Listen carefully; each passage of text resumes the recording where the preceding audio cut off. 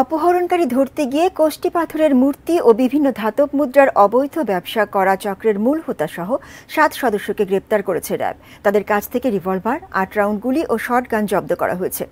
দুপুরে রাজধানীর কারওয়ান বাজারে মিডিয়া সেন্টারের সংবাদ সম্মেলনে এই তথ্য জানান র্যাব 3-এর অধিনায়ক লেফটেন্যান্ট কর্নেল মোহাম্মদ ফিরোজ কবির। তিনি বলেন, এই চক্রের মূল হোতা ঠিকাদার খোকন হাজি। গত 1 মে নারায়ণগঞ্জের ফতুল্লা থেকে দোকান কর্মচারী আনোয়ার হোসেনকে অপহরণ করা হয়। পরে তাকে দক্ষিণ কেরানীগঞ্জের চুনকুটিয়া থেকে উদ্ধার করা হয়। র্যাব 3-এর অধিনায়ক জানান, খোকন হাজির অবৈধ ব্যবসার একসময়ের সহযোগী মোস্তফা হাওলাদারের ভাইরা আনোয়ার হোসেন, যিনি খোকন হাজির প্রায় 1 কোটি টাকা নিয়ে পালিয়ে গিয়েছিলেন, সেই টাকা উদ্ধার করতে এই অপহরণ কাণ্ড।